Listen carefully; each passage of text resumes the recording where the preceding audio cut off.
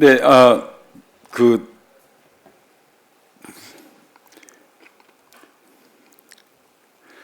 아내에 울려서는 안 된다. 하나님은 아내의 눈물 한 방울 한 방울을 세고 계신다. 그래서 그 누가복음 7장 38절에 보면 예수님의 뒤로 그 발곁에 서서 울며 눈물로 그 발을 적시고 자기 머리털로 닦고 그 발에 입 맞추고 향유를 붓는다는 말이 나오죠.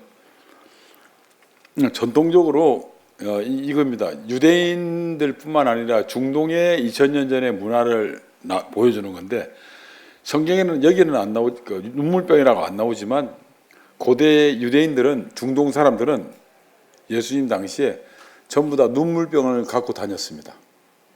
그래서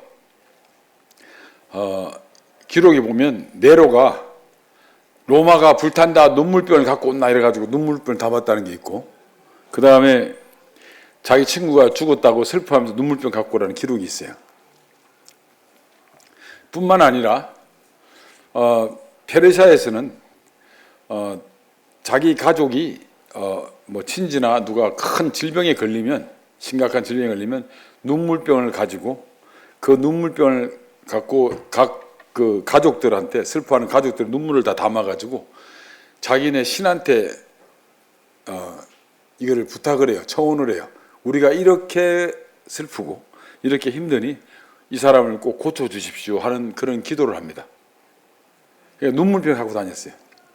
그리고 남자와 여자가 결혼할 때 여자가 남편한테 눈물병을 보여줍니다. 내가 이렇게 힘들게 살았다고, 이렇게 눈물을 많이 흘렸다고. 우리나라 사람 같으면 거기다 물을 완전히 채워가지고 가가지고 이렇게 흘렸으니까 너를 하고 다시는 이제 내가 막 겁줄 수도 있겠지만 아무튼 그렇게 해요. 그러면 이제 다시는 나를 울리지 말아달라고 그런 이제 염원을 합니다.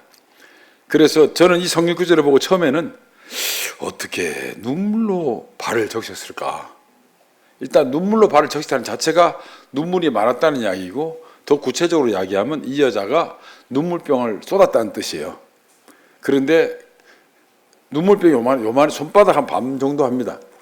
여러분 나중에 성지순례 가실 때 고린도라 또는 암만에 가보면 박물관에 가면 눈물병이 있습니다. 이렇게 길쭉길쭉한 게. 그래서 그리고 이렇게 눈물병을 부었다는 이야기는, 눈물로 발을 적셨다는 이야기는 눈물을 많이 흘렸다는 이야기죠. 그리고 이 사람은 마치 신랑한테 자기가 보여주듯이 예수님을 신랑으로 생각하고 내가 이렇게 힘들게 살았습니다라는 걸 증명하는 겁니다. 그리고 이제 당신을 만났으니 다시는 울 일이 없다는 것을 또 보여주는 말이에요. 그래서 이 유대인들은 눈물병을 다 들고 다녔다는 걸 아시면 됩니다. 눈물병. 여기 눈물병을 부은 겁니다. 그래서 하나님께서는 여자가 오는 눈물을 한 방울 한 방울 세고 계시다. 이거를 이제 아시길 바랍니다. 그래서 남자의 의무가 있습니다. 남편의 의무가. 일주일에 3번 이상 포옹해 주라. 그러니까 우리 같으면 좀 그렇긴 한데, 그죠? 일주일에 3번 해라. 그런 3번 하고, 물론 폭력은 금지다. 절대 때려서는 안 된다. 그리고 일방적인 성적 추구는 절대 금지다. 재미난 사실이요. 안식일 전날 이제 온 가족이 다 모이잖아요. 모이면 남편이 벌떡일 납니다. 벌떡일 나가지고 한 10분간 그 아내를 칭송합니다. 이게 보통 일이 아니에요. 이게 진짜 보통 일이 아니에요. 이게 어떻게, 이게 뭐, 그래가지고 뭐라 하냐면, 뭐, 당신은 부드러운 힘을 지닌 사람이고, 당신은 지혜의 원천이고, 당신은 뭐, 사라와 같고, 뭐, 우리 할머니, 사라 할머니와 같고, 당신이 계셔서 우리 집이 이렇게 빛나고, 당신이 뭐하고, 뭐, 계속 이야기. 그러면 아들들이 그냥 눈이 깜빡깜빡, 딸들이 그걸 듣고 있을 거 아니에요. 그죠? 밑에. 그리고 또 시아버지, 시어머니도 이렇게 할아버지, 할머니가 볼고 있을 거 아니에요. 3대가 있는데서 그걸 남자가 벌떡일어나 칭송을 해요.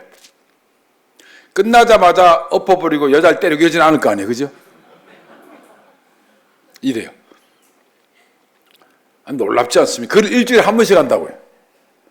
오늘 가서 한번 해보십시오. 오늘도 우리가 이제 안식일이라 생각하고 집에 가서 어떻게 하나. 그 10분 동안 글 만들기도 힘들 거예요. 쓰기도, 그죠? 그걸 해요. 그래서 그런 걸 보여주면서 자식들은 뭐라고 그러겠어요? 아버지가 엄마를 저렇게 존중하구나. 어머니를. 우리 어머니가 이렇게 훌륭하신 분이구나. 어머니 이런 우리 집안이 이렇게 된 게 다 어머니 덕분이구나. 아버지까지. 마치 그럼 뭐 같으냐면 그 동물의 왕국 같은 데 보면 제가 자주 봐요. 동물의 왕국 같은 거 자주 보는데 보면 이렇게 딱따구리 같은 새들 있잖아요. 새들 보면 구멍뚜리가 높은데 그 암컷이 새끼를 그렇게 품고 있잖아요. 그러면 수컷은 가서 막 이렇게 해서 먹이를 갖다 주잖아요. 먹이 갖다 주면 암컷이 이렇게 이제 받아가지고 주잖아요. 그러면 이제 제 생각에는 수컷이 애 좀 나도 보자 뭐 이런 식으로 하는 것 같아요. 그러면 그냥 막 이래가지고 보자 그래요. 들어가지도 못하고. 그러면 수컷이 빨리 또 갔다 오라고 막 뭐라 그러는 것 같아요. 그러면 휙 돌아가지고 또 뭐 잡으러 벌레 잡으러 가더라고. 근데 그게 설명하는 거 보니까 벌레 잡으러 몇 킬로 가냐니까 보통 100km 이상 간대. 이 서울에서 대전까지 가는 거예요. 뭐 대전 반까지 막 이렇게. 남자는 그거만 하는 거예요. 그거만 하는 거예요. 그러니까 여기서는 더 하죠. 그냥 칭송까지 한 10분 해야 될 거 아니에요. 근데 그 이유가 있습니다. 왜냐하면 기본적으로 유대인들의 전통에 의하면 여자가 집안을 일으키는 최고의 그 기둥이 된다고 보는 거예요. 그래서 이건 유대인들하고 상관이 없지만 우리말로 이제 아내라는 말이 있잖아요. 아내라는 말이 뭐냐면 집안의 해라는 뜻입니다. 희한하죠? 저도 요번에 준비하면서 알았어요. 아내라는 말이 우리 집안의 해라는 뜻을 아내 해가지고 이제 아내 해인데 이거를 그냥 연음으로 그냥 아내라는 말로 바뀌었다는 거예요. 그래서 집사람, 우리 아내 하는 말은 우리 집안의 해 이 말입니다.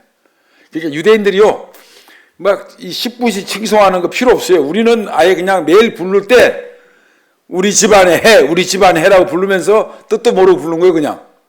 자기는 우리 집안의 해, 자기 아내를, 부인을 집안의 해라고 불러놓고 있잖아요. 뭐 유대인들은 칭송하고 이러는데 뭔지 모르겠습니다. 그래서 유대인들은 자기네들이 진짜 집안의 해를 아내를 집안의 해라고 생각해요. 그래서 안식일 때 촛불을 켜잖아요. 왜 켜는지 아십니까? 첫 여자가 하와 할머니가 세상의 빛을 껐으니까, 불을 껐으니까 두 번째 하와인 엄마가, 아내가 불을 켜라는 거예요. 집안에 불을 켜라는 뜻이에요. 근데 우리는 그런 건 필요 없어요. 이미 우리는 아내 하잖아요. 그거 보면 집안의 해라고 생각한 거죠, 이미. 우리는 그냥, 우리도 모르는 사이에 쓴 거지, 그 용어를. 그래서 아내가 없으면 불행한 거고, 아내는 이러면 하나님의 복을 상실한 거예요, 아내가 없으면. 그러니까 지금 형제들이 아내를 찾지 않는 거는 스스로 불행을 자초하는 거예요. 열심히 이제 좋은 아내를 찾아야지. 그러면 한 가지 첨가하면 그 유대나 비교하는 거예요. 우리가 여보 하잖아요. 여보는 같을 여자에다 보배 보자예요. 그러니까 보배처럼 소중하게 다뤄야 될 사람이에요. 우리 여보 하는데 이 말은 무슨 말이냐면 보배라는 이야기예요. 여전히 보배 같은 사람 이런 거예요. 그러니까 우리가 참 용어 자체가 어마어마하죠, 그죠? 그러니까 유대인들은 막 설명하는데 우리는 이미 언어에다 포함되어 있는 거죠. 당신이라고 그랬더니 당신은 내 몸과 같다는 거예요. 유대인들은 이웃을 사랑하라. 첫 번째 이웃이 너의 아내다 이러는데 우리는 이웃이 아니다. 우리는 내 아내는 나다 이런 거죠, 그냥. 그래서 이게 당연히 자신의 몸처럼 사랑해야 할 사람이라는 말이 당신이라는 뜻이에요. 참 우리도 우리 걸 기억할 게 참 많지, 그죠? 우리 용어 자체에 이미 귀중한 이런 것들이 있다고요. 그러면 마누라는 뭐냐? 마누라는 몽고에서 온 마노라는 뜻인데 조선시대 때는 극칭의 극존칭이 됩니다. 그리고 후에 상전이라는 뜻이래요. 그러니까 이미 우리는 집사람 보고 마누라 하는 거는 우리의 상전 뭐 이 뜻이죠. 그래서 뭐 농담 삼아로 교회에서는 머리에 수건을 쓰지만 여자가 나가면서 나는 머리에 그 수건을 받아 쓴다. 내가 맨날 농담을 그러거든요. 그 우리 집사람이 상전이다 이렇게 하죠. 그만큼 이제 여러분들이 우리가 좋은 언어가 가지고 있다는 거죠. 그리고 아내를 우리는 조상 대대로 언어로서 이미 여자 집사람의 아내에 대해서 있죠. 높이고자 하는 그런 의도를 다 가지고 있었다는 거죠. 그거는 아주 이게 중요한 유산입니다. 이거는 이런 거는 꼭 기억하셔가지고 여러분들이 한마디 한마디 할 때마다 우리도 이런 게 있었다는 걸 아시면 좋죠. 그래서 유대인들은 항상 탈무드에 나오는데 아내를 자신처럼 사랑하라고 이렇게 강조를 해요. 제 첫 번째 이웃이라고. 근데 우리말에 당신이란 말이 있잖아요. 그러니까 아내 똑같은 말이에요. 그리고 또 하나 있습니다. 아내 이야기를 절대로 남한테 하지 말라는 거예요. 그러니까 우리는 아내 이야기를 절대 밖에, 그러니까 자기의 집안의 보물이라고 생각하는, 여보잖아요. 여전히 보물인데 자기 보물을 밖에 가서 이야기하지 말라는 거예요. 참 이렇게 그런. 그래서 그 아내는 어떤 사람이냐면 남편의 집이라는 거예요. 남편이 머무야 될 곳이 아내라는 거예요. 남편의 집이 아내로 생각하고, 그리고 집사람이라는 뜻도 가질 수 있어요. 유대인들도 그렇게 생각해요. 그 다음에 아내를 가리켜서 가정이라고 해요. 가정이라는 그런 거. 아주 남편의 집사람 가정이라고 딱 합니다. 그래서 시편에 나오면 네 집 안방에 있는 네 아내는 결실한 포도나무 같으며 이러면서 아주 기둥이 되어 중심이 되는, 어린 자식들은 감람나무 같다 이렇게 이야기합니다. 그래서 아내를 가정이라고 부르는 이유는 아내가 있어야 가정이 밝다고 하는 거예요. 아내는 가정을 밝게 해주는 아주 본질이라고 생각하는 거예요. 아내가 집안에 밝혀준다는 거죠. 그래서 더 확장시키면 안식일 때 촛불을 켜는 이유가 바로 세상을 어둡게 한 게 첫 번째 아내인 하와가 그랬다면, 두 번째 아내인 당신은 집안에 불을 밝히라는 의미로 불을 켜고, 그 다음에 이 아내를 가정을 밝게 해주는 주인공이라고 믿고 있습니다. 그건 우리말로 아내라는 말하고 똑같죠. 그렇지 않습니까? 그러니까 탈무드에 나오는 이야기고 유대인들의 관습에서 나오는 이야기가 우리나라 단어와 전혀 다르지 않다는 거죠. 그리고 아내는 이제 안식일 때 이제 촛불을 밝힌단 말이지. 참 그래. 여자가 첫 번째 여자가 불에, 우리는 성경을 이야기할 때 성경에 나오잖아요. 첫 아담이 죄를 짓고, 그죠? 두 번째 아담이 우리한테 이제 구원의 길을 제시해 줬는데, 이 유대인들은 첫 하와가, 첫 여자가 불을 껐고 두 번째 여자가 불을 켜는 거예요. 그러니까 참 이게 묘사하는 풍이 다르죠. 그 유대인들은 아내를 집안의 영혼으로 믿습니다. 이 사람들은. 그래서 유대인들은 세 분의 할머니들을, 여자 유대인들을 존경합니다. 첫 번째는 사라고, 두 번째 다말이고, 세 번째 십보라입니다. 그래서 우리 어머니가 어릴 때 저보고 여자 말을 잘 들으면 자다가도 떡이 생긴다 이런 말을 자주 했거든요, 어릴 때. 그런데 이제 그 말이 이해가 돼요. 유대인들은 사라와 다말, 십보라. 사라가 없었으면 이스마엘한테 유대 국가가 뺏겼다는 거죠. 다 넘어갔다는 거죠. 사라가 그냥 그 그림을 자세히 보면, 내용을 보면 그냥 아브라함한테 막 닥달하잖아요. 빨리 쫓아내라고, 하가를, 이스마엘이라고, 그죠? 그걸 안 쫓아냈으면 큰일 날 뻔하지 않았냐 이거죠. 그렇지 않아요? 그래서 유대인들이 가장 존경하는 분이 누구냐? 아브라함, 모세 아니에요. 그 사람들은 그냥 실사구시로 사라가 아니었으면 이스라엘이 존재했겠냐고 그렇게 이야기하는 거죠. 사라가 아니었으면 이스라엘 존재 못했다. 사라가 없으면 큰일 날 뻔했다 이렇게 생각하는 거죠. 두 번째는요, 다말이 없었으면 어떻게 다윗 왕국이 세워졌겠냐는 거죠. 다말이 없었으면. 그러니까 이 뿌리를 전부 다 여자에 다 맞췄어요. 그리고 십보라가 없었으면 모세가 죽었을 거 아니에요. 그죠? 지금 제가 방언하는 건 아니죠. 네. 저게 뭔 소리인지도 모르는 사람은 각성하십시오. 그런데 그 십보라가 하나님께서 모세를 죽이고자 하니까 얼른 피를 흘려가지고, 그죠? 하탄이라는 말이 있는데, 그 피의, 신랑의 피, 이제 뭐 이렇게 여러 가지 의미의 시브리오를 하여튼 간에 살려줬잖아요. 그래서 모세가 살아서 출애굽이 가능했잖아요. 그래서 자기네 가장 존경하는 그 할매들이 모세, 그저 십보라, 다말, 여기 사라가 되는 겁니다. 참 재밌잖아요. 여자가 특히 이제 사라를 가장 존경해요. 사라가 없으면 이스라엘이 존재했겠냐는. 그래서 다시 한번 이야기하지만 이게 전부 다 우리 이 사람들은 이렇게 딱딱 찍어서 구체적으로 이야기하잖아요. 근데 우리 어머니는 저한테 여자 말을 잘 들으면 자다가도 떡이 생긴다 하고 맨날 그랬어요, 어릴 때부터. 그래서 난 그게 이제 그 말이 이 말이더라고. 할머니 말을. 그래서 아브라함이 사라 말을 잘 들은 거잖아요. 잘 못 들었으면 큰일 날 뻔했잖아요. 그런 것들을 보면 그 여자들한테는 또 재미난 게요. 남자가 할 수 없는 것이 여자가 하는 게 딱 두 가지가 있다는 거예요. 출산을 하고 수유, 젖을 먹이는 게 남자는 못 하잖아요.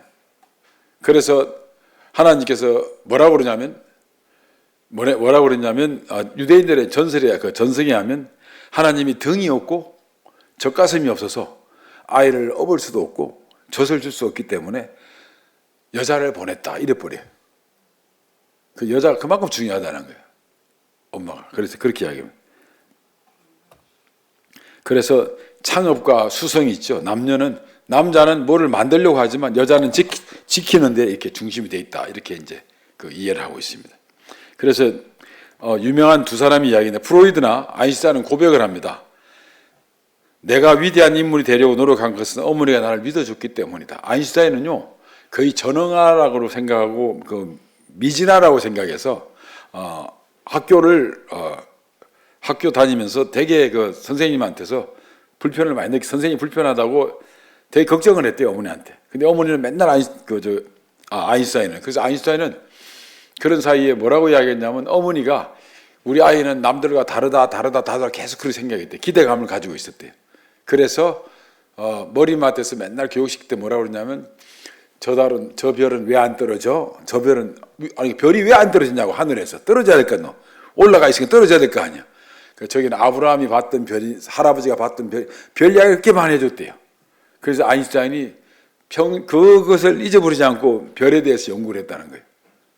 나중에. 그래서 위대한 자기가 상대성 원리를 자기가 발견한 것을 발표할 수 있었다고 우리 고백을 하는데 프로이드도 그렇고 아인슈타인도 그랬고요. 그래서 아인슈타인은 수학 천재가 됐지 않습니까? 어머니 격려.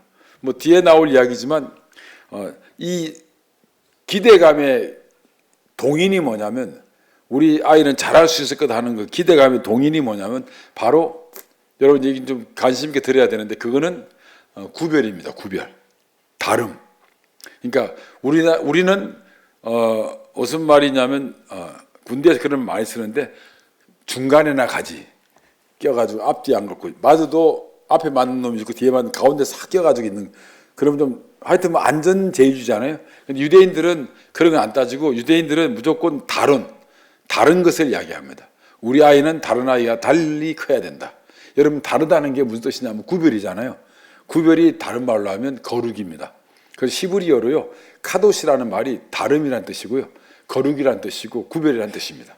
그래서 유대인들은 우리 민족은 다른 민족하고 다르다. 우리는 거룩한 선민이다. 성민이다. 하나님이 택하신 성민이라고 믿습니다. 그 다른 민족하고 다르다. 우리 자식도 다른 자식과 다르다.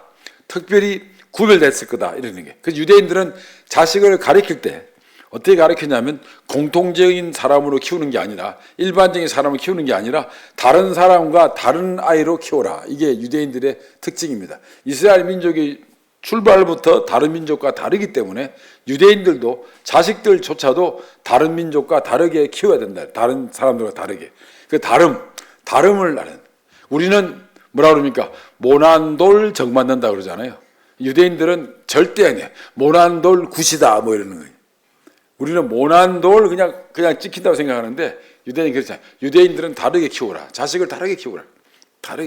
제일 중요합니다. 다르게 키우라는 거. 그 다르게 키우는 거에 기대감을 가지라는 거예요. 우리 자식은 다를 거다. 중요한 말이잖아요. 그래서 막 우리는 레위기 공부하면 막 레위기는 막 제사를 지내고 뭐하고 이렇게 순서를 막 이야기하면서 이 제사에서 예수님의 뭘 상징하고 뭐 틀린 말은 아니죠. 근데 레위기 핵심은 뭔지 알아요? 하나님인 내가 거룩하니 너네도 나를 만나러 오면 깨끗이 손 씻고 오고 발 씻고 오라 이 말입니다. 내가 깨끗하니까. 그런데 혹시 올 때 모두 사오고 이래야 되는데 혹시 형편이 안 되는 사람은 이렇게 해라 저렇게 해라 뭐 이런 이야기들이 그러니까 여러 가지 전려주는 거예요. 그리고 올 때 그냥 하면 어떡하냐. 여기 제사장도 있으니까 제사장도 먹을 것 좀 가져와야 되고 누구도 그런 게 다 엮여 있는 거지. 핵심은 뭐냐. 하나님께서 거룩하니 너희도 나를 만나려면 거룩해지라. 다 왜 그러냐. 너희는 다른 민족과 달리 내가 선택할 민족이다. 그래서 거룩하다와 다르다는 것은 동의어입니다. 여기서도 유대인들은 자식을 키울 때도 그럽니다. 내 아들은 다르다는 이야기는 있죠. 일종의 성물로 여기는 겁니다. 우리 아이가 아주 귀한 아이고 하나님이 특별히 준 아이기 때문에 하나님의 선물이기 때문에 그러잖아요. 가인 여호와께서 인정해서 내가 덕남했다고 그러잖아요. 그 내용을 가만히 보면요, 하나님이 보내줬다고 생각하는 거예요. 가인을 준 거를, 자식을 준 거를 하나님이 줬다고 그렇게 하는 거예요. 이런 것들은 되게 중요한 말이에요. 그래서 유대인들은 자식을 볼 때, 키울 때 다르게 키웁니다. 그래서 이제 모난 돌 굿이라고 해야지 정맞는다. 하여튼 우리하고 정반대가 너무 많아요. 정반대가. 이런 게 다름입니다. 아까 이건 이야기했고요. 그래서 남편은 왕처럼 하고 아내를 뭐 왕비처럼 하라 하고 이제 많이 하는데, 아까 말씀드렸죠. 전 재산을 바쳤으라도 똑똑한 사람의 자식을 학자의 자식하고 이제 결혼시키려고 해라는 거예요. 왜냐하면 그 딸과 여자가 중요합니다. 교육의 포인트는 여자입니다. 남자는 두 번째예요. 여자가 교육의 아주 주 원천이라고 생각합니다. 다시 말하면 아까 이야기했듯이 유대인들의 교육은 엄마가 책임져. 1차적인 책임은 밥상머리부터 아니라 뭐 침대머리부터 엄마가 책임지는데, 그 엄마가 유대인이어야 되고, 두 번째 엄마가 현숙해야지, 엄마가 지혜로워야지 자식을 지혜롭게 키운다는 거예요. 그러니까 부부끼리 싸우지 마시고 당신 닮아서 못하는 거야, 당신 닮아서 머리가 나쁜 거야, 뭐 이러면 그러면 헛일이에요. 그러니까 자식이 잘 되고 안 되고의 중요 핵심은 어머니의 역할이 큽니다. 그리고 나중에도 이제 그 아버지 역할도 나오긴 하지만 어떻든 어머니가 무지무지하게 지혜로운 사람이야만 자식이 잘 큰다. 이걸 아주 강조합니다. 그래서 무식한 사람의 딸과 결혼하지 않도록 해라. 아주 그냥 딱 나와 있어. 무식한 사람의 딸과, 여자하고 결혼하는 게 아니라 무식한 사람의 딸. 무식한 사람은 딸을 무식하게 키웠을 거 아니냐 이거지. 그랬으니. 그래서 왜냐하면 죽거나 추방당할 때 자식들이 무식해지기 때문이다. 그러니까 추방을 많이 당해요. 많이 쫓겨나요. 그러니까 이 사람들은 재산을 모을 수도 없고 뺏기기만 하고 이러니까 항상 머리에다가 담습니다. 이런 것들은 우리가 이제 배워야 될 뭐 살아가는데도 되게 중요하죠. 그런 것들을 보시면 많이 나옵니다.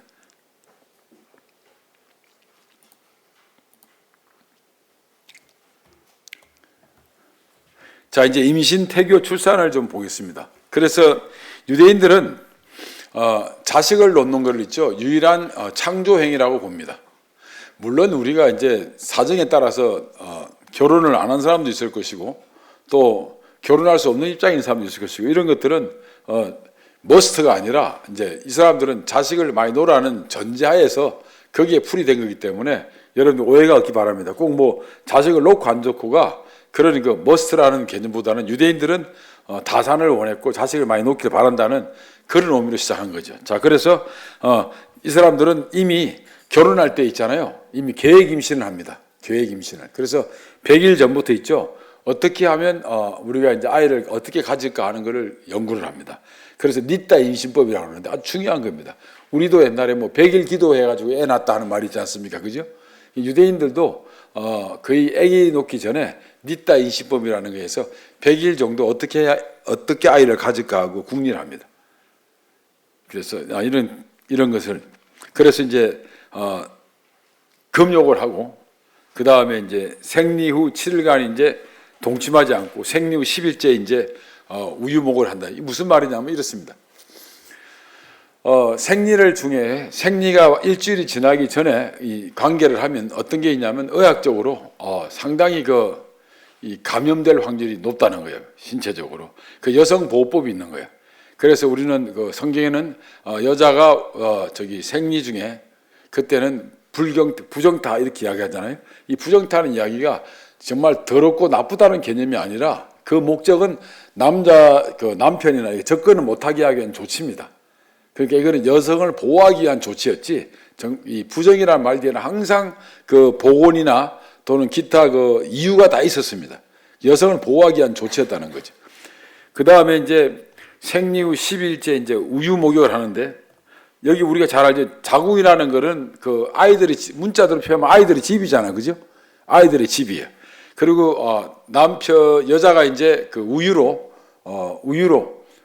지금은 이제 그다음 옛날에는 우유로 온몸을 다 이제 적셔가지고, 그래서 어떤 사람이 이걸 밀크벳이라고 하는데, 이거 아주 어떤 사람 책에 나오더라고. 우유 목욕이라고. 밀크벳. 아니요. 미크베라는 히브리어로 정결의식이라는 게 있습니다. 우유로 다 씻어가지고. 그래서 그 당시에는, 그렇게 하면 이제 남자가 가장 흥분하고 그냥 그럴 때 유대인들이 그 랍비가 시키는 거예요. 가장 힘센 정자를 받아들이면서 그것이 임신의 시작이라고 보는 거예요. 그리고 태교의 시작으로 봅니다. 아이 가지는 시작. 엄청 중요하게 생각을 해요. 그래서 니따 임신법이라고 알아두시면 좋습니다. 니따 임신법이라는데, 힘센 정자는 머리도 좋고 튼튼한 아이라가 되고, 그래서 이제 그때부터가 이제 태교로 보면 된다고 생각합니다. 그러니까 이 사람들은 이미 결혼을 하자마자 아이도 갖기 전에 부부 출산이 있잖아요. 그런 센터 다니고 선배들한테 물어보고 이런 걸 다 준비합니다, 이 사람들. 그리고 무슨 100일 전부터 준비하는 거예요. 그래서 저도 자존심 강한 제가 우리나라 이런 거 없을까 하고 찾아봤거든요. 희한하더라고요. 태교 신기라는 그 유명한 한글학자인 유일한 사람이 있는데, 이 조선시대 때 있죠. 한문으로 졌대요. 그래서 이거를 1801년에 한 건데, 뭐라고 이야기하냐면, 엄마 태내에서 10개월 수업이 그 출생 후에 선생님에게서 10년 공부하면 낫다는 거예요. 그러니까 9개월, 10개월 동안 임신 기간에 태교가 10년 동안 태어나서 공부한 것보다 낫다는 거예요. 제가 우리 그 둘째 아이가요, 큰애를 가졌을 때 저도 얼마나 기분이 좋았겠어요. 그래가지고 모차르트 태교 음악을 사다 줬거든요. 태교 음악을. 저도 태어나가지고 처음으로 정식으로 모차르트 음반을 산 건 처음입니다, 제가 아주. 그래가지고 모차르트 태교 음악을 틀어줬는데, 한참 지나고 둘째인가 또 임신했을 때도 틀어줬어요. 근데 한참 또 잊어버리고 났는데 3살인가 4살쯤인가 하여튼 전축을 치우다가 그 음반을 발견했어요. 다시 였더니 딸의 아이가 나 이거 들어봤다는 거예요. 뱃속에 들었는데. 그래서 그때 깜짝 놀랐는데, 하여튼 이 태교 신기라는 그 글에 하면 엄마 태내 10개월의 수업이 훌륭한 선생님에게서 10년 공부보다 낫다고 하는 태교가 그렇게 중요하다는 거예요. 그런데 임신을 뭐라고, 성경에서 최초의 임신을 뭐라고 나오냐면 여호와로 말미암아 덕납했다 이래. 가인을 놓으니까 여호와로 말미암아. 다른 말로 풀이하면요, 하나님께서 선물 줬다 이 말입니다. 자식은 하나님께서 선물 준 거라고. 이 단어 자체가 의미가, 내가 하나님 여호와로 말미암아 덕남했다는 것은 하나님을 또 선물을 받았다는 이야기 아닙니까? 여러분, 자식은 하나님의 선물이라 생각한 유대인들은 그렇게 출발하는 거예요. 그래서 인생에서 가장 중요한 일이 뭐냐면 출산하지 않으면, 결혼해가지고 물론 이제 사정이 있고 이건 다 적용되는 말은 아니고요. 할 수 있는데 피임을 한다든지 이래가지고 애를 하나 안 가지고 하는 것들은 정말 경고하는 말이죠. 병이 있거나 다른 이유가 있거나 할 수 있는 거는 신체적으로 이런 건 어쩔 수 없지만 출산하지 않으면 살인자로 보는 거예요. 그래서 최초에 하나님께서 인간한테 명령한 게 뭐냐면 창세기 1장 28절에 생육하고 번성하여 땅에 충만하는 게 최초의 계명이라고 생각해요. 유대인들은 최초의 계명이에요. 그래서 유대인들은 뭐냐면, 하나님이 우리가 죽어서 하나님 앞에 대면했을 때 우리는 뭘 물어볼까 하고 궁금해하잖아요. 유대인은 답이 나와 있습니다. 뭐냐면 최초로 하나님께서 너희한테 명령한 게 생육하고 번성하라 했으니까 하나님 앞에서 가면 하나님 뭐라고 물어보냐? 유대인은 평가하냐면 너 애 몇 명 낳냐? 물어본다는 거예요. 첫 마디가 딱 처음에 보아서 너 애 몇 명 낳냐? 이렇게 물어본대요. 이게 우리하고 완전 다르죠. 우리는 하나님 만나면 뭐 물어볼까 하고 궁금해하는데 이 사람들은 답이 나와 있어요.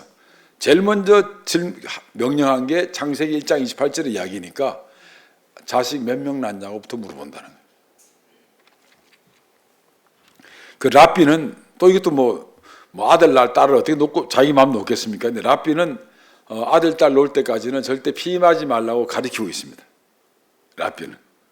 랍비가 어느 정도 유명하냐면요, 랍비는 정말 교육을 많이 받은 사람들이에요. 그래서 유대인 학교 가면요, 여기 노벨상 받은 사람들이 쫙 이렇게 있을 것 같죠. 가장 존경하는 사람들이. 그렇지 않습니다. 유대인들은 저 사람들은 저것 하기 위해서 저 정도 유명해지고 연구하기 위해서 얼마나 오경은 안 읽었을까 이런데요. 저거 하느라고 얼마나 하나님 말씀을 안 읽었을까. 그래서 그 사람들은 안 붙여요. 거기다가 누구 붙인 자리에 랍비들을 다 붙여요. 존경하는 랍비. 그래서 모르는 거 있으면 아버지한테 물어봐라. 그래서 아버지도 모르면 랍비한테 가서 물어보라는 거예요. 그 랍비도 모르면 뭐하냐? 외워버려라 그냥. 다음에 좋은 또 선생 나타나 물어볼 수 있게. 그래서 성경 읽다가 일단 모르면 일단 외우세요. 외우고 난 뒤에 나중에 장로님한테 가서 일단 외우시라고. 유대인들 무조건 외워버린대. 랍비라는 말은 우리가 뭐 이렇게 필요 없고, 그리고 기본적으로 그 사람들은 아들, 딸 있어야 완벽한 가정이라고 하는데 이것도 이제 그들의 이야기일 뿐이지, 더 중요한 거는 뭐냐면 하나님께서는 가인과 아벨을 놓기 위해서, 하나님께서는 자식을 놓기 위해서 하나님은 무지무지하게 좋은 환경, 에덴이라는 환경을 벌써 아담과 하와한테 마련해 줬다는 거예요. 아시겠습니까? 물론 여기 해석이 많죠. 범죄했기 때문에 어땠다 뭐 했다는 말이 있겠지만, 그냥 이 사람들의 논리는 자식을 잘 놓고 좋은 환경을 만들기 위해서 하나님께 에덴 동산을 마련해 줬다는 거죠. 야, 에덴을 만드는 게 좋은 가정과 좋은 환경을 만들기 위해서 했다고 이렇게 이 사람들은 합니다. 그래서 이제 임신을 합니다, 아이가. 그 여자가 이제 임신했다. 그러면 이제 뭐 서로 연락을 해서 이제 남편한테든지 같이 있든지 간에 나 오늘 아이 가졌다 이러잖아요.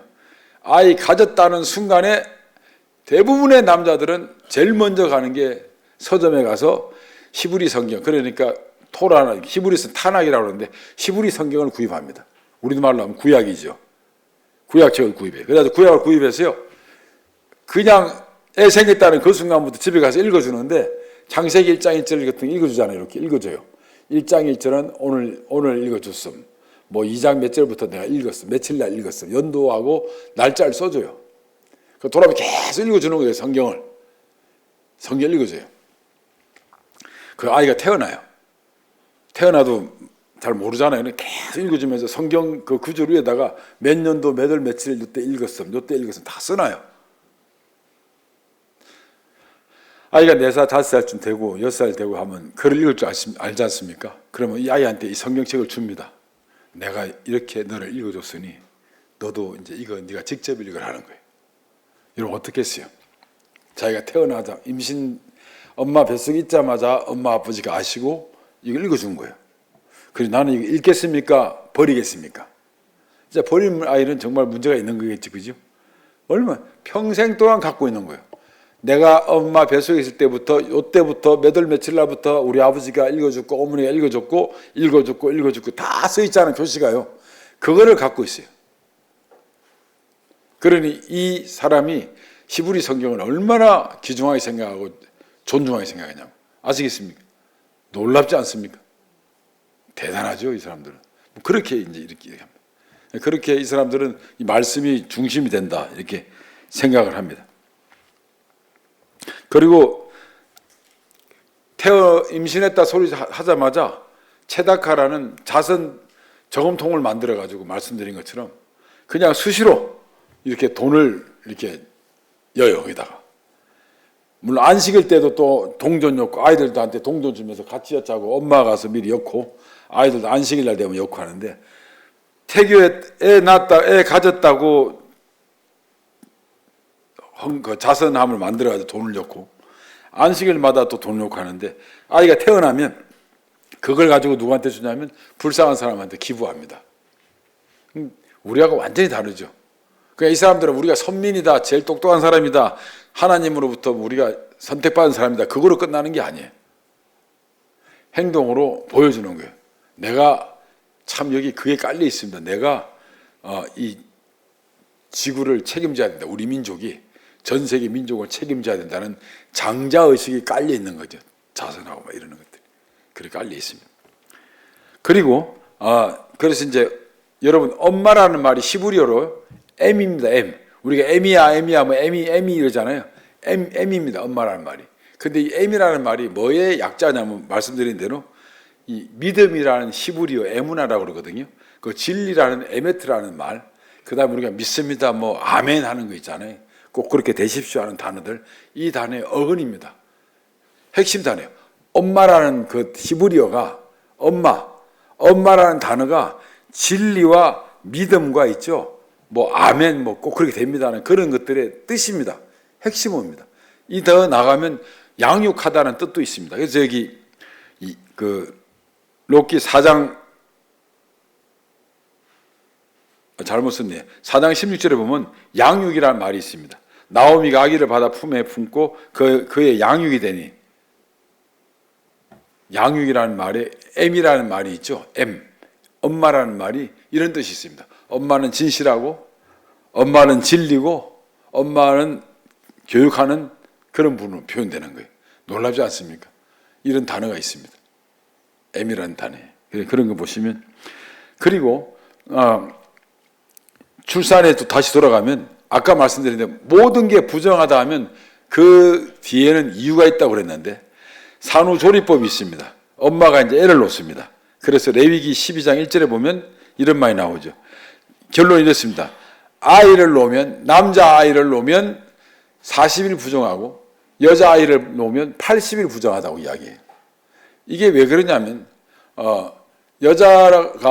산모가 여자를 낳았을 경우에 그 당시에는 여자가 남자보다 못한 존재로 인식이 팽배했고 그대로 올라갈수록 그렇기 때문에 여자가 여자를 낳았을 경우에 산모가 여아를 출산했을 경우에 스트레스가 있어가지고 회복되는 시기가 더 늦다는 거예요.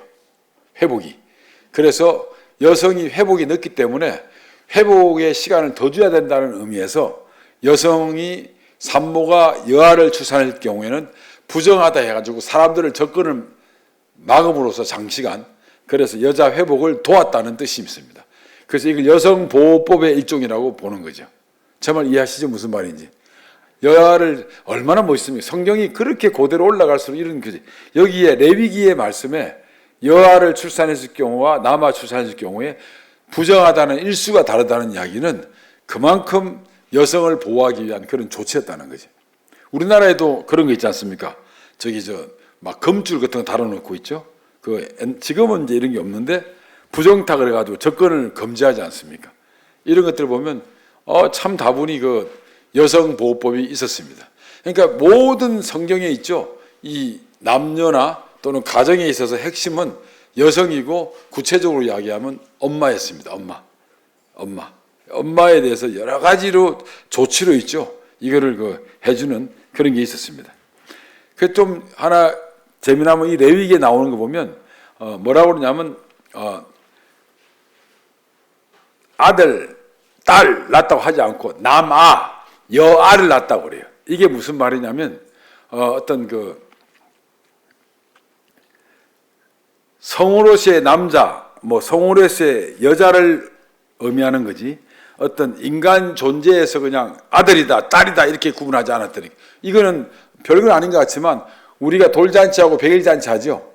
그런 식으로 언제 어떤 일이 생길지 모르고 그리고 이 존재가 뿌리 내릴 수 있을까, 정말 제대로 살 수 있을까 하는 그런 의미도 있는데 그거 말하려고 한 건 아닙니다만 여성을 보호하기 위한 산모를 보호하기 위한 조치로 들어갔지만 여기에 나오는 단어들이 남아 여아라는 단어를 쓴 게 참 독특합니다. 딸, 아들 놓고든 딸을 놓고는 하지 않고 있죠. 남아 여아이라죠. 성으로 구분하고 정식으로 뿌리 내리는 아들, 딸로 구분하지는 않았다는 거지. 그거는 그렇습니다. 그래서 옛날에는 남아 선호 사상이 뛰어났죠.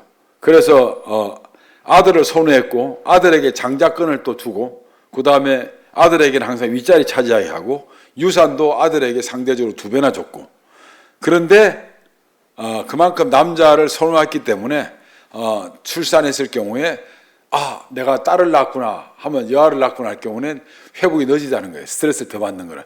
그래서 그 부정하다는 기간을 더 줌으로써 여성을 보호하기 위한 조치였다. 하나님 이렇게 놀라운 분이시다 하는 것을 이제 알 수 있죠. 그래서 마태복음 1장 22절에 25절 보면 요셉은 잉태한 마리아가 아기를 낳을 때까지 동침하지 않았다. 이게 별거 아닌 것 같지만요. 이게 엄청나게 중요한 이야기입니다. 이것도 마찬가지로. 이것도 이 아이를 또 이 산모의 태교에 대해서 있죠. 여러 가지 고려한 조치였습니다. 요셉이 이렇게 했다는 거예요. 그러니까 우리가 성경을 읽을 때요, 아는 구절대로 이렇게 쭉 지나가지 마시고, 왜 이랬지? 이거 알긴 하지만, 이건 무슨 뜻이지 하고 다시 한번 꼬치꼬치 보면 거기에서 이제 엄청나게 좋은 그 이미지, 내용들이 묵상해 보면 좋은 의미를 많이 가집니다. 이 구절 같은 경우에는 요셉이 아기 예수를 임신한 마리와 동침하지 않았다면 그냥 동침하지 않았구나 이런 뜻이 아닙니다. 이거는 아주 여성을 보호하기 위한 것이고, 그 다음에 태아 있지 않습니까? 태아를 보호하기 위한 유대인의 고정적인 인식이고, 특별히 요셉같이 이제 정숙한 남자, 아주 정갈한 남자는 이런 데 더 말씀을 지키려고, 레위기에 그런 말씀을 지키려고 그러고, 유대법을 있죠. 유대 문화를 지키려고 한 그런 모습을 우리가 엿볼 수 있다는 거죠. 조그만 구절들 뒤에 보시면.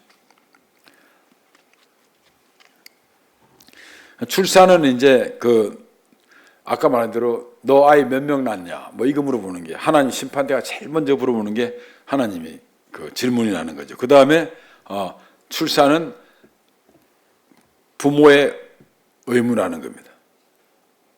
그 말씀드린 대로 하나님은 유방이었고 등이었기 때문에 어머니를 대신 보내줬다.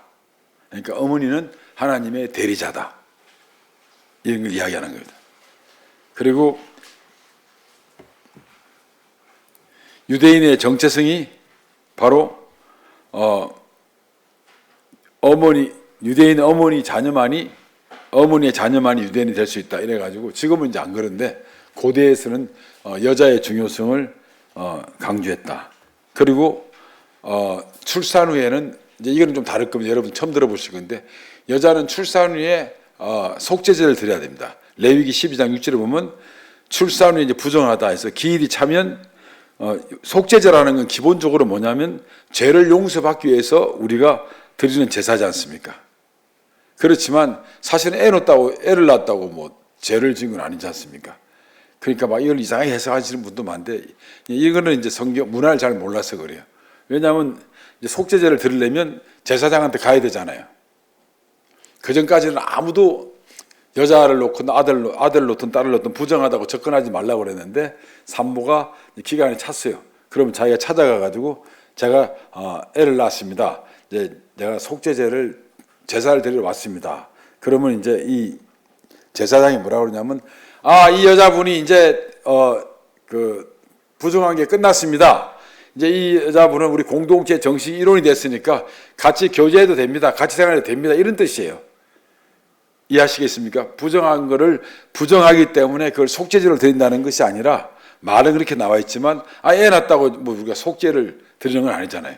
그러니까 이제 제사장 입을 통해서만이 그걸 설명할 수 있는 거예요. 이 사람은 이제 이상 없습니다. 이제는 몸이 다 회복됐으니까 우리 공동체 일원이 됐습니다는 그런 의미로 이제 속죄제라는 용어를 쓴 겁니다. 아시겠습니까? 그래서 옛날에는 공동체를 규정하고 뭐를 좌지우지하거나 또는 규제하거나 이럴 경우에는 제사장의 역할이 컸고, 지금은 이제 이스라엘 나라의 정치법이 있어서 관계는 없지만 아직까지도 그 나름대로 구역마다 누가 있냐면 랍비가 이걸 대행합니다. 랍비가 이렇게 해라 저렇게 하라고 얘기하는데, 그래서 우리가 누가복음 2장 24절을 제가 읽어드리면, 모세의 법대로 레위기 12장 8절 나오죠. 정결 예식의 날이 참에 아기를 데리고 예루살렘에 올라가니 이는 주의 율법에 쓴 바 첫 난 남자마다 주의 거룩한 자를 하리라 한 대로 아기를 주께 드리고, 또 주의 율법에 말씀하신 대로 산 비둘기 한 쌍이나 혹은 어린 집 비둘기 둘로 제사하려 함이더라. 이것은 이제 여기 출산 후에 속죄제를 이야기하는 겁니다. 이제 아기가 이렇게 이제 태어났다, 제사장 입을 통해서 선포를 받는 의미를 가지고 있는 겁니다. 이런 것들은 정말 우리가 이해하는 유대인들의 문화가 포함되어 있는 거죠. 그래서 여기도 마찬가지로 유대인들도 1살까지는 모유를 먹였습니다. 물론 뭐 이제 사정이 안 돼서 못 먹는 사람도 있지만, 그래서 창세기 21장 8절에 보면 아이가 자라며 젖을 떼고 이삭이 젖을 떼는 날에 아브라함이 큰 잔치를 베푸다. 여기 젖을 뗐다는 얘기에 우리말로 하면 이제 보통 이 돌잔치, 젖 떼는 뭐 이런 식으로 볼 수 있습니다. 중요한 건 있습니다. 이제 아이를 키울 때 어떻게 키우냐면, 아이를 키울 때는 바이블 스피커가 되면 안 됩니다. 이 스피커라는 게 뭐냐면 막 이렇게 선포하고 막 이렇게 앞에 서 가지고 뭐 이렇게 뭐 가리키는 듯한 또는 뭐 지도하는 듯한 이런 그 행사에 발음을 내는 게 아니라 뭐라고 되냐면 바이블 텔러가 되라는 거죠. 그러니까 성경을 우리가 남들하고 교제할 때 감성이 있는 뭐 이런 거 잘 제가 이해를 못 하겠더라고요, 이 말을. 스피커와 텔러는 이해는 하겠는데, 텔러는 그냥 감성과 정성 어리고 따스한 이런 뜻이 있고, 스피커는 좀 차가운 뜻이 있고 그냥 가르치고 지도하는 뭐 이 직구 같은 느낌이 들어요. 그래서 저거를 어떻게 하면 좋을까 해서 정말 뭐 이게 맞는지 안 맞는지 모르겠지만 제가 화장실 가서 보니까 이게 이거 아니겠냐. 보면 저를 소중히 다뤄주신다면 제가 본 것을 비밀로 하겠습니다. 화장실에 제가 소변을 보니 이게 나와 있더라고요. 그래서 이게 이제 스피커가 아니라 텔러가 되는 거죠. 아주 감성을 자극하는 용어를 써붙여서 맞는지 안 맞는지 모르겠지만 이런 식으로 이해하는 게 좋다. 그래서 가장 좋은 교육 방법이 유대인들은 뭐냐면 저거 이거 뭐 이런 게 아니라 그냥 품어가지고 말하는 있잖아요. 이런 이미지를 많이 담고 있습니다. 그런데 이제 실질적으로 아이들이 이제 3살 때부터는 히브리어 알파벳을 배웁니다. 우리 배우죠. 그 다음에 기도문도 배우고, 그 다음에 토라, 오경도 읽기 시작하려고 애를 씁니다. 그래서 제일 중요한 것은 어머니의 역할입니다. 어머니가 어떻게 하냐면 이렇게 어루만져, 이렇게 아기를 이렇게 어루만지면서 밥상에서 있죠, 또 침대상에서 이렇게 어루만지면서 맛있는 음식을 준비하고, 우리는 아이를 깨울 때 학교 보낼 때 빨리 내라고, 빨리 학교 안 가냐고 막 입을 막 이렇게 하지 않습니까? 근데 어떤 사람 같은 경우에는 뭐라 그러냐면 자고 있는데 안이 날 때 그런 말 안 하고 아침을 토스트 해줄까? 아니면 뭐 해줄까 하고 막 전혀 다른 말로 그냥 애를 막 이렇게 하면 애가 집중해야 될 거 아니에요. 사지선다에 골라야 될 거 아니에요, 하나, 그죠? 나 이러면 이제 반을 깬 거 아니에요, 그죠? 그래가지고 가는 법이 있죠. 그게 유대인들이 하는 방식. 이거는 우리 집사람이 하는 방식이고, 저는 빨리 가라 하고 이불을 확 이러는데, 집사람은 이렇게 유대인들도 그렇게 많이 합니다. 이렇게 말을 할 때 침대에서 내가 이렇게 자료를 보니까 항상 이 공격적인 이 스피커적인 걸 하지 않고 자상하게 이야기하려고 하는 그런 걸 많이 봅니다. 그래서 또 1시간이 됐네요. 빨리 갑니다. 예. 그러면 또 10분 쉬었다 가겠습니다. 예. 감사합니다.